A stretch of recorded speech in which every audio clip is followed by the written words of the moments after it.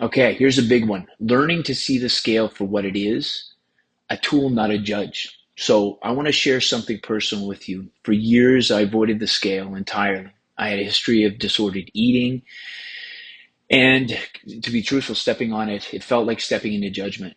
So every number seemed to hold power over my mood, my confidence, and my food and behavioral fitness choices. But looking back now, that avoidance was one of the biggest mistakes I ever made in my life. All right. One of the biggest for sure. Right. And I made many. When finally I learned to see the scale not as a validation, but as information, everything changed. It became a neutral tool that told me the truth about my physiology, not my worth. All right. That shift didn't happen overnight. It took consistency, objectivity, and a lot of unlearning. But it was one of the most freeing mindset changes that I've ever made, right? And it took time. So I get this question a lot. Why weekday tracking? Okay, so why weekday tracking? Um, Weight tracking over the week beats weekly check-ins. Okay, just a singular weekly check-in. Here's why. All right, daily weigh-ins Monday to Friday give you far more clarity and more control than a single weekly number ever could. Water, glycogen swings, those things hide real fat loss. Sodium, carbs, alcohol, hormones, sore muscles, and poor sleep can move the scale 1 to 5 pounds without actually changing your body fat composition, right? Weight and fat can be separate entities unto themselves. Daily data allows you to see through the noise by using an average. All right. So that's why the data is important. The numbers are important. More data equals a clear signal. All right. 7 weigh-ins or 5 weigh-ins tell a story that one can't. A single weekly weigh-in might land on an up day and falsely scream plateau or failure. Right.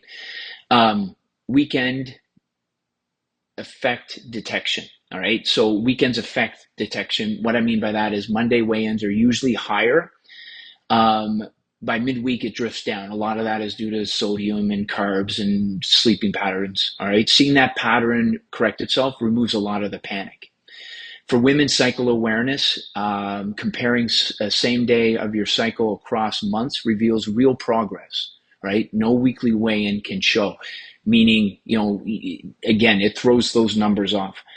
Faster, smarter adjustments, a 30-day trend, those things, they line up and they show you that your deficit is working, so you can adjust sooner without the emotional roller coaster. All right. So behavioral feedback means you'll start connecting choices, meals, drinks, hard leg days, stuff like that to the next scale weigh-in. That's how you learn not to fear getting on it, or you can actually anticipate the outcome. All right, you're in more control. Desensitization, seeing daily fluctuations normalizes them. You stop assessing your emotions around them. So, how do you do it? So, like a daily weigh-in after the bathroom, before you drink and eat anything. All right, same spot, same scale. Log it. Okay, 5 to 7 day rolling average smooths out the noise. Right. Um, and judge by the trend, not by the day. That's a big one. A healthy fat loss, you can lose anywhere from, half a pound to a pound of body fat per week. If your 7 day average hasn't moved after, say, 2 to 3 weeks, then you may have to look at, and talk to me, someone like myself that can help to kind of clarify what could be going on, trimming a couple hundred calories out of your diet, adding more neat movement, and also be aware and tighten up on the BLTs, the bites, the taste, and the licks that often go unaccounted for, but they do count. Okay, what fluctuations really mean is, carb heavy, saltier meal, temporary water gain, hard training, the inflammation associated to it. It's a temporary scaling increase. All right, poor sleep, stress, alcohol, they can all contribute to that menstrual cycle for women, but it's water, not fat. Okay, just please remember that, and you'll start to really kind of understand that.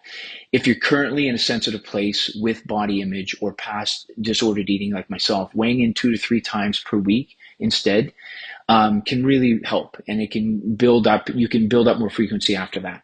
And always remember, the scale is one feedback tool among many. All right, and it's not the only one.